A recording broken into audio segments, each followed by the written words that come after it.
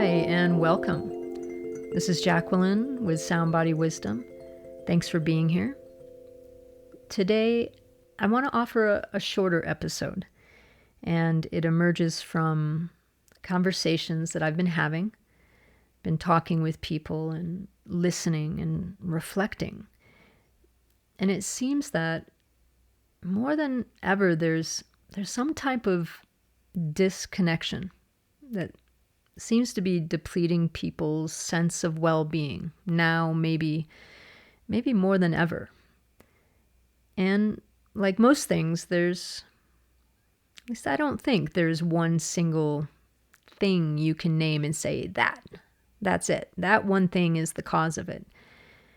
And at the same time, I do feel compelled to speak to some things that I believe are significant contributors. So when I'm discussing topics of this nature, which often I am discussing things of this nature, it's an interesting puzzle because when we use language or ideas such as well-being or fulfillment, happiness, these will inevitably mean different things to different people. So what I like to do is, I use all of these words and more to hopefully construct a shape or a concept that has dimension or is at least relatable to as many people as possible. And as I sit with the nature of well-being, fulfillment, joy, happiness, I think it has a lot to do with remembering, maybe even for the first time, who we are on a fundamental, like our deep core level. Because, we are and have been and will probably continue to be really, really bombarded by a world, a society, a marketing machine, that really, it seems to dictate to us certain narratives or certain ideas of what a life should be, what success should be, what fulfillment should be, happiness, what it looks like. And these narratives, these ideas, these messages, these influences, they've, to some degree, drowned out or maybe even overridden what we might know is actually true for ourselves, and maybe replaced it with, these ideas of we need to be more or have more or look different, be smarter, stronger, richer, and on and on. And even if we only absorb a small part of this, it can really create a powerful disconnection within ourselves, a tension or a conflict within ourselves. And it can push us further from our sense of well-being, our joy, feeling fulfilled. So for me, one of the antidotes to this is the practice of building the skills of awareness, kindness, and curiosity. Because through awareness, kindness, and curiosity, we can begin to remember who we are, our nature, right? We can give permission to remember our authentic self and reconnect our different parts. Through awareness and kindness and curiosity, we begin to remember, build trust, be vulnerable, and grow our well-being by realizing that the narratives or ideas that we've been immersed in, that not all of them belong to us. And we grow our practice of becoming aware and asking ourselves questions because we're interested in what we may find, and we bring kindness to care for ourselves in the process. Listening and connecting to these layers and parts of ourselves, it gives us opportunity to hear something other than these external noises or these external influences. And yes, it can be maybe a little scary to explore the potential unknown, something different, new territory, because we don't always know what we'll find there, but we do it each at our own pace, and we lean into our kindness so we can find balance, be more gentle, more available to connect to ourselves. Even when we listen just a little and care for what we find within us, the shift can be absolutely profound, because we can start to connect to what brings us fulfillment and joy. We listen and align with our own maps, our own ideas, instead of feeling maybe this tension or conflict that really does come from, what is being projected towards us from the outside, and that it's not lining up with what feels true for us on the inside. Instead, we can choose to cultivate a sense of alignment, a sense of well-being. Because when we start connecting to ourselves, we begin to relieve the tension or conflict that is inherent in this dynamic. And then I begin to ask myself, can we discover for ourselves what fulfillment looks like, what it feels like, and joy, well-being? Can we be curious and kind to allow ourselves to remember what these mean to us, how they connect us to ourselves, within ourselves? And I ask this because I'm curious about what's possible when we each commit to being more connected to our own self, our own true self, our joy, this sense of well-being. How do we change? How do we grow? And then how does the world grow and change in relationship to this? So does this inundation of relatively unsustainable external messages dictating or influencing how we think and feel, does it contribute to our feelings of isolation, of disconnection, anxiety, or a lack of well-being? Well, I do think it is a significant contributor. And it seems to be accelerating. Probably because we are living through such extraordinary times and such extraordinary rates of change. Change in how we imagine ourselves, how we imagine what it means to live or be happy and fulfilled.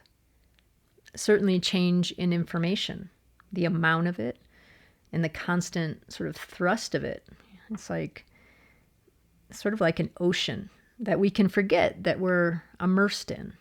The content, the sounds, images, it's nonstop, and it's only going to increase, really. I mean, the internet, smartphones, cellular, Bluetooth, our homes, cars, and in our pockets, we are connected all the time. And how amazing. I mean, truly, it's incredible. And along with this, I wonder, how is this greater technical connectivity, how is it maybe perpetuating this greater sense of a lack of actually feeling connected?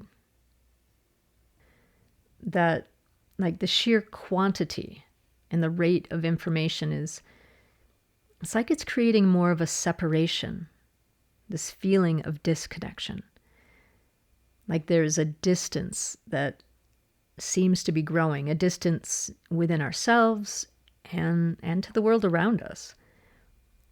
It's it really is almost as if we need to remember or learn how to communicate with ourselves again.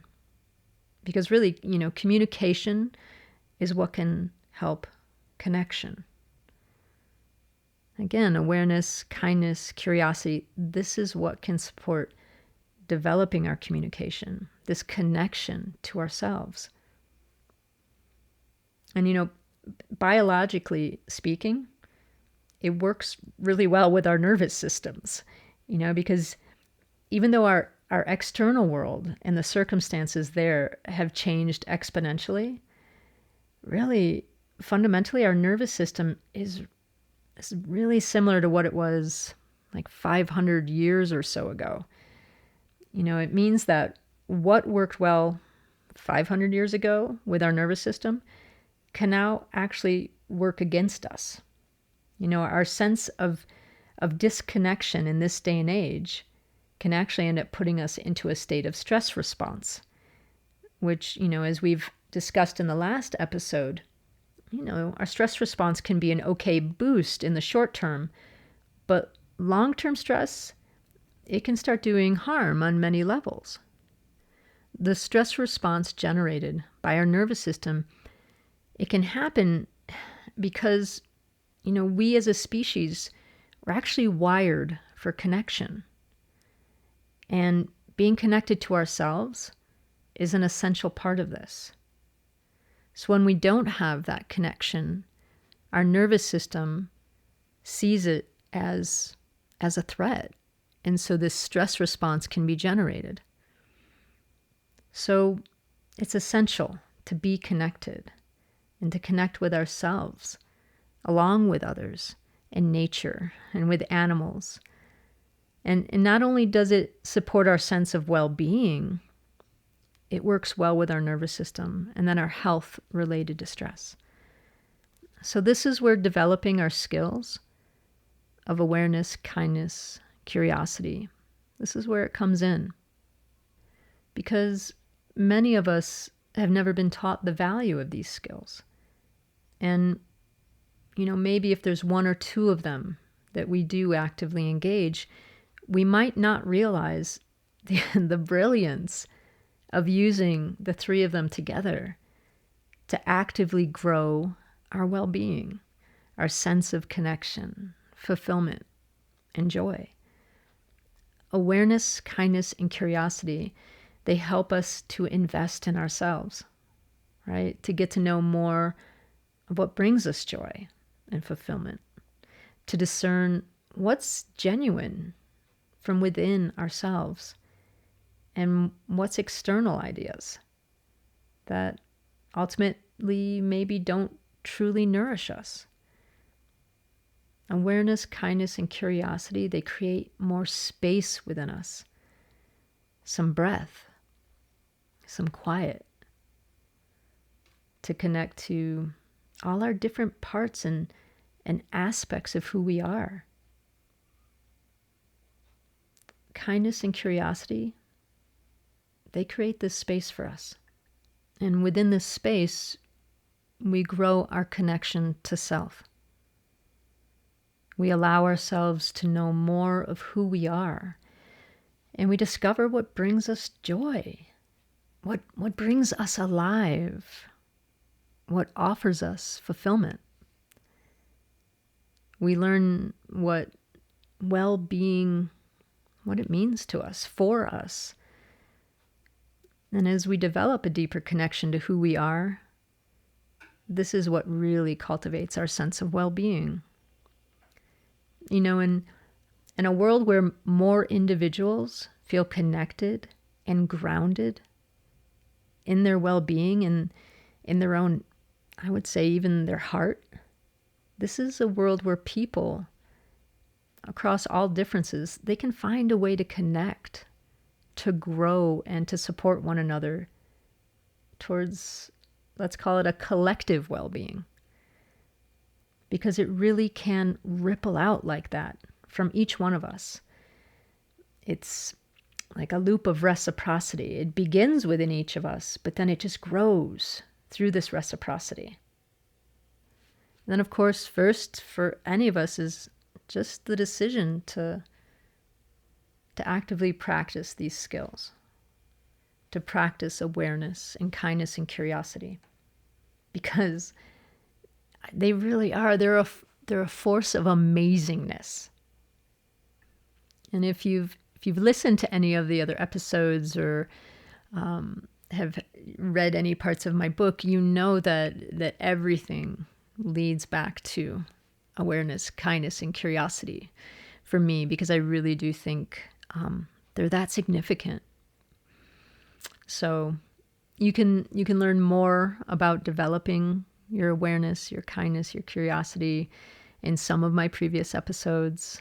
And of course, I have so much that I share and exercises in my book about them and more. But for right now, though, maybe you can try and just set an intention to slow down, maybe to just quiet yourself, grow your awareness.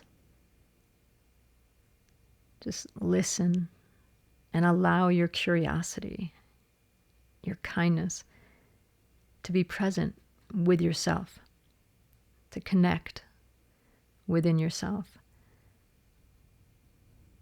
Yeah. So thanks for being you and for joining me today. It's always a gift. And remember, you can visit my website, soundbodywisdom.com. You can reach out with questions and comments or find my book there. In the meantime, this has been Jacqueline with Sound Body Wisdom. Take good care.